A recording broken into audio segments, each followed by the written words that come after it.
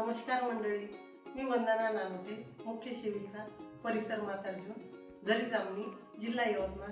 आपणा सर्वांचं मी स्वागत करत आहे एक घास मायेचा या कार्यक्रमात. आज आपण पदार्थ बनवणार आहोत मोड आलेला मुगाचा शिरा. हा पदार्थ आपण 7 महिने ते 12 महिने वयोगटातील बाळांसाठी बनवणार आहोत, ज्यामुळे की बाळाची रोगप्रतिकार शक्ती वाढण्यास मदत होते.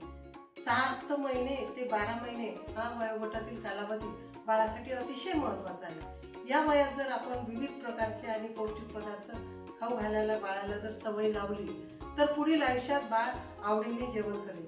आपली जी तक्रार असते ना, माझा बाळ अजिबात जेवतच नाही, ती तक्रार अजिबात राहणार नाही. चला तर आज आपण गोड तोंड करूया आपल्या बाळाचे. मोड आलेला मुगाचा शिरा खाऊ घालू.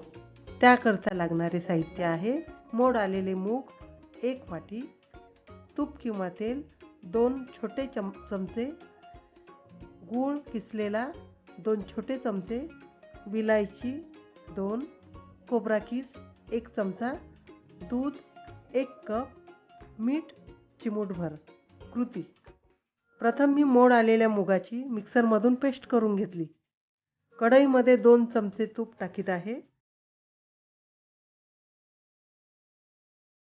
तूप गरम झालेले आहे. यामध्ये मुगाची तयार केलेली पेस्ट टाकून 5 मिनिट भाजून घेते.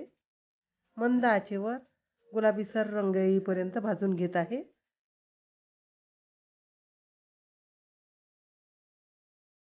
अशा प्रकारे ही पेस्ट तुपामध्ये भाजून घेतली. आता यामध्ये मी 2 चमचे किसलेला गूळ टाकते.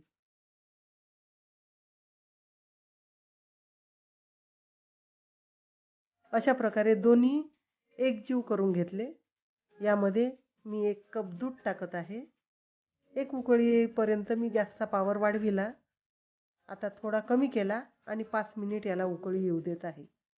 मंद आचेवर 5 मिनिट होऊ दिला. यामध्ये मी चिमूटभर मीठ, वेलायची पूड, खोबरा कीस टाकून 2 मिनिट झाकण ठेवून पुन्हा मंद आचेवर वाफवून घेते. अशा प्रकारे आपला मोड आलेल्या मुगाचा शिरा तयार झाला आहे. हा शिरा 7 महिने ते 9 महिने बाळाला वाटीमध्ये गरम केलेले दूध घेऊन त्यात 1 चमचा शिरा मिक्स करून द्यायचा आणि 10 महिने ते 12 महिने असलेले बाळ हा शिरा खाऊ शकेल. 7 महिन्यापासून सुरुवातीला रवेदार तुपाप्रमाणे पातळ पदार्थ देऊन हळूहळू बाळ जसे जसे मोठे होईल त्यानुसार पदार्थाचा घट्टपणा वाढवीत द्यायचा. धन्यवाद.